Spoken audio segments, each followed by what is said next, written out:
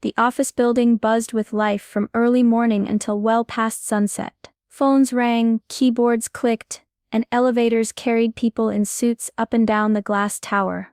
On the top floors, powerful executives made big decisions. On the lower levels, assistants rushed from meeting to meeting, balancing coffee cups and paperwork. In the quiet corners, janitors cleaned without anyone really noticing. Mr. Davis was one of those janitors. He had worked there for years, always calm, always polite. His gray hair peeked out from under his cap, and he moved slowly but with care. He greeted everyone with a soft good morning, though most were too busy to respond. He wasn't part of the busy meetings or big projects, but the office always felt a little more peaceful when he was around. At the very top of the company was Mr. Langston, the CEO. He was sharp, loud, and feared by almost everyone. He demanded results and didn't care who he upset along the way. People whispered about his mood swings and how quickly he could fire someone. Down at the front desk sat Emily. She was young, maybe just out of college, with a kind smile and nervous hands. She worked hard, never caused trouble, and always stayed late, hoping to prove herself in a place that barely noticed her. It was almost 7 p.m., the office lights had dimmed, and most of the desks were empty. Emily sat alone at the front desk, her eyes tired as she typed the last lines of a report due the next morning. She wanted to get it just right, every word mattered. The office was so quiet that even the sound of the janitor's mop in the hallway echoed. Then the elevator dinged. Mr. Langston stormed out, his face red, phone in hand. He wasn't usually around this late, but tonight something had clearly set him off. "Emily," he barked, marching toward her desk, "did you mess up the Callister client notes? They're furious, that deal could have fallen apart." Emily jumped to her feet, her voice shaking. I don't think that was me, sir. I only don't lie to me," he snapped. "I've had it with careless workers who can't follow simple instructions. You're useless." She blinked fast, trying not to cry. The report she worked so hard on now sat forgotten. From down the hall a quiet voice broke the tension. "Sir, I don't think Emily was the one who handled those notes," Mr. Davis said, his hands holding a mop, his eyes calm but firm. "I cleaned the meeting room earlier. I saw Mr. Turner leave the file on the printer. Emily wasn't even there." Mr. Langston turned slowly, eyes narrowing. "Excuse me," he hissed. "Are you really interrupting me right now?" Mr. Davis didn't move. "I just thought you should know, you thought." Langston laughed, then snapped. "You're a janitor, you don't get to think. You're fired. Get out." Emily gasped. "Please, he didn't do anything wrong. He was just, do you want to be next?" Langston growled. Mr. Davis didn't argue. He simply nodded, placed his mop against the wall, and walked away without another word. Emily stood frozen, tears slipping down her cheeks. Guilt twisted in her stomach. Mr. Davis had only tried to help, and now he was gone. Fired, for telling the truth, and worst of all, she hadn't done anything to stop it. The next morning, the office was buzzing. Whispers passed from desk to desk. "Did you hear what happened last night? Mr. Davis got fired." "For what?" "For talking back to Mr. Langston." Emily sat quietly at her desk, eyes fixed on her screen but not really reading anything. Her stomach was in knots, she barely slept. The image of Mr. Davis walking away, head held high even after being humiliated, haunted her. She wished she had said more, done something, anything. Just before lunch, she returned from the break room to find something odd on her desk, a small flash drive taped to a folded note. Her name was written in careful handwriting. She looked around. No one seemed to be watching. With shaking hands she opened the note. "Play this in front of everyone. Trust me." Her heart skipped. "Mr. Davis?" She hesitated. What was on the flash drive? Why would he leave it for her? Later that day, during the weekly team check-in, Emily stood at the back of the room while the managers chatted about numbers and deadlines. Her hands were still in her pockets, gripping the flash drive. Her voice came out small. "I have something to share." Everyone turned. A few raised their eyebrows.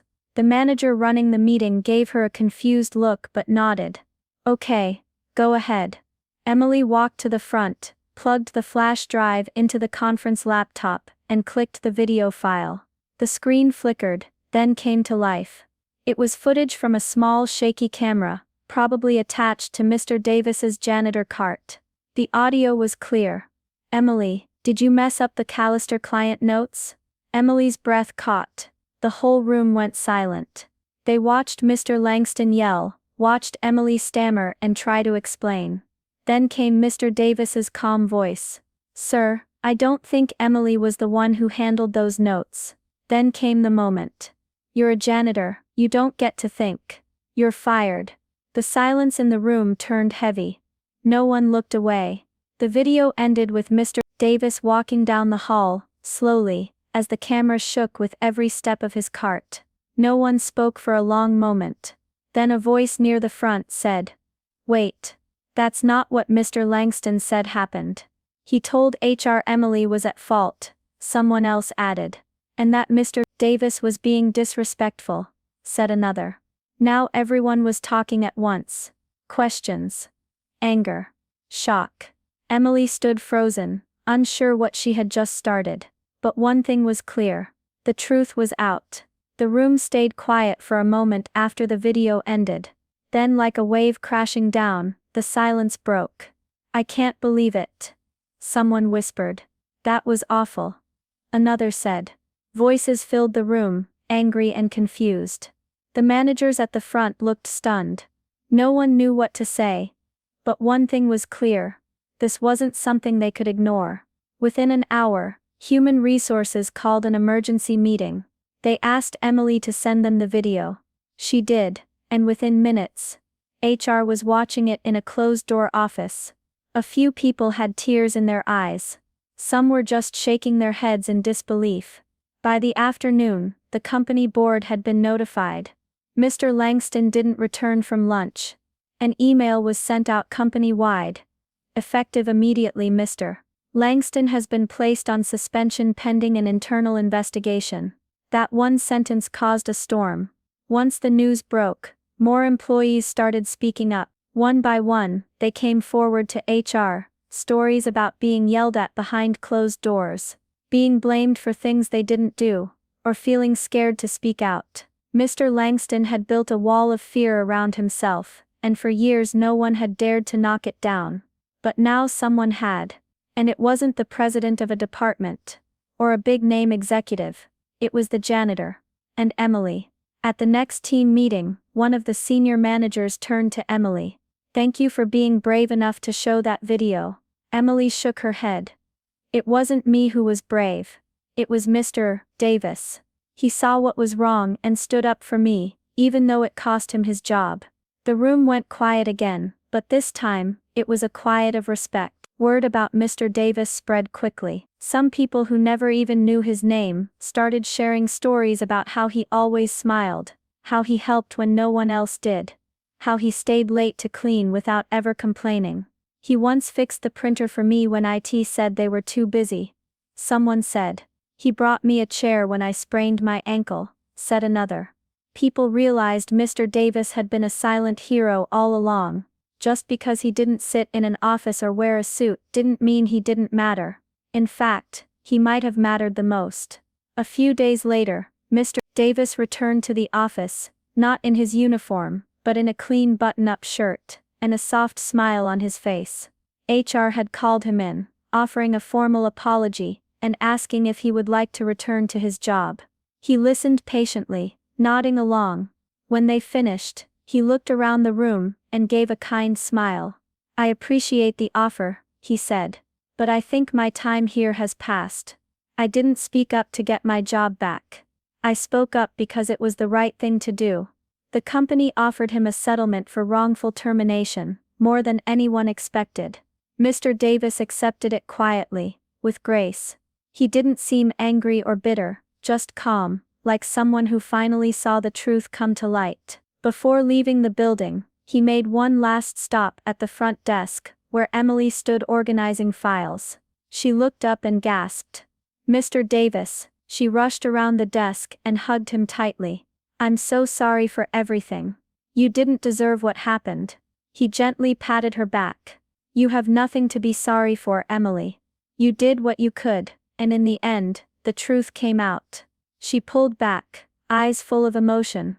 Thank you. You saved my job. You saved me. Mr. Davis smiled warmly. Sometimes the quiet ones are just waiting for the right time to speak. Emily nodded slowly, letting the words sink in. As he turned to go, she called out. Where will you go now? He chuckled softly. Somewhere peaceful.